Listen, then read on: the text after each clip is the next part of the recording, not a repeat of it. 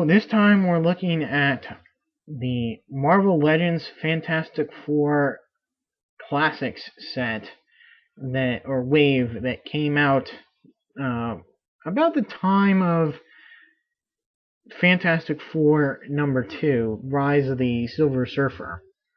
And this being a wave of toys primarily influenced not by the movie, but by the comics. You can see in the wave back here were Doctor Doom, Invisible Woman, The Thing, Namor, Mr. Fantastic, Human Torch, the Silver Surfer, and the Mole Man, with the Build-A-Figure being Ronin. I really think that this wave, Hasbro was kind of evil in that, you get a cape with Doctor Doom, you get a hammer with Mr. Fantastic, and, just spreading out the figures that you need to complete the Build-A-Figure out needlessly. The one that I was really after was Namor. I, of course, have the Doctor Doom, but never could find a Namor. I wasn't too impressed with the other figures. Let's get back to Doctor Doom. First appearing in the classic Fantastic Four number 5, all the way back in 1962. This is a very nice figure. I like it a lot better than the Toy Biz Marvel Legends Doctor Doom, for various reasons. As you see, he comes with a gun there. I'm really worried about his gun not fitting into his hand right, so I've kept the little clear elastic band there that he came packaged with.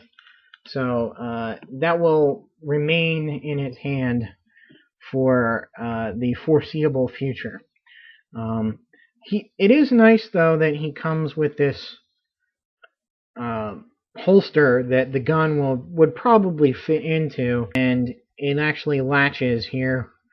Very nice. This armor is much more reminiscent of the kind of suit of armor than a knight would wear. I just like the aesthetic of it a lot better than the previous Toy Biz edition. But that one has its good points as well.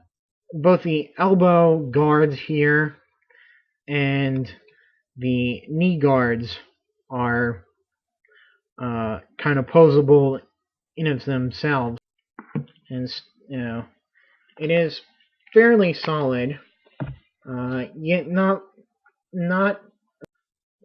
too heavy so as to really get the figure off balance. If you turn the figure around, you can see that he has two little jet things, for when he flies. I really do like the much more, Kirby-esque faceplate. That does come off to reveal the horribly scarred Victor Von Doom underneath.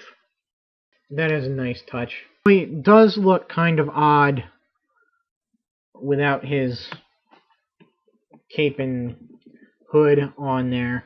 His head is on a ball joint, so he gets up and down, side to side.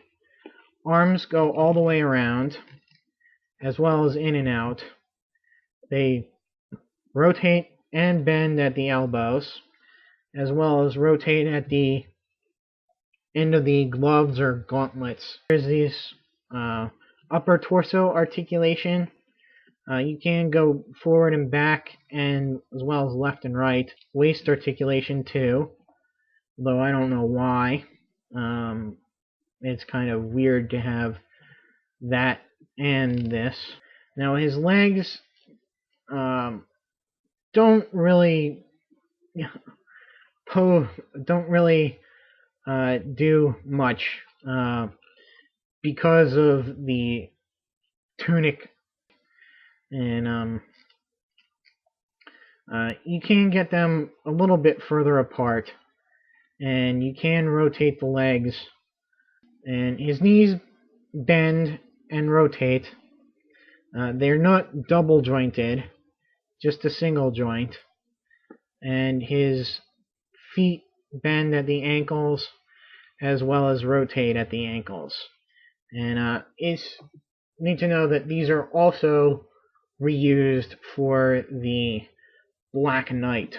The one drawback of this figure is the fact that he has no bicep swivel. And I think that's something that they could have easily done. My guess is they thought that they had it covered by having this rotation at the elbow. It does kind of work, but just doesn't have as good a feel of being natural as he would if he had the bicep swivel there. So put that all together. You have a pretty good Doom figure, and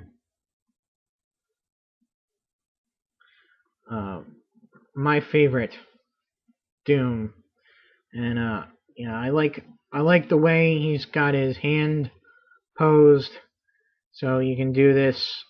I'm reaching out for you. Give me a blast.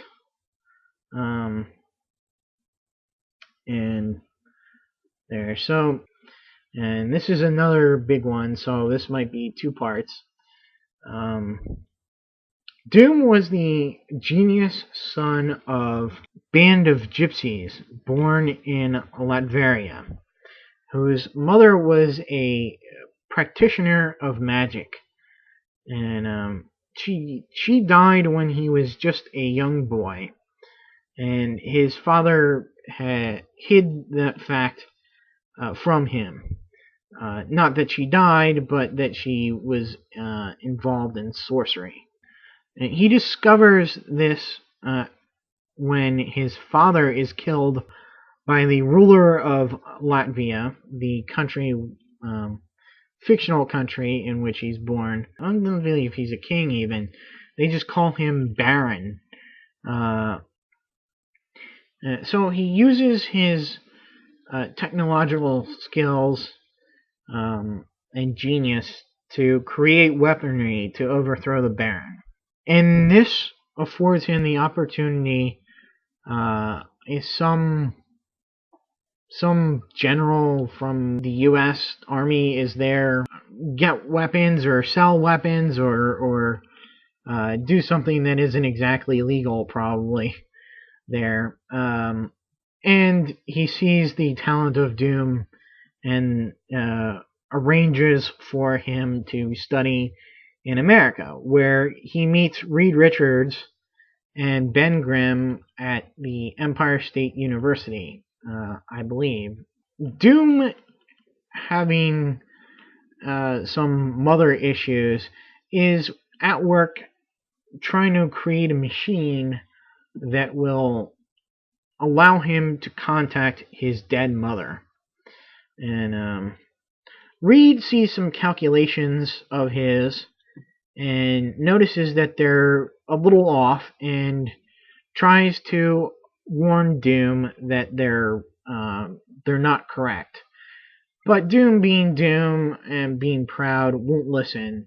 He turns on the machine, and it blows up in his face, literally. That's how he gets his scarred face.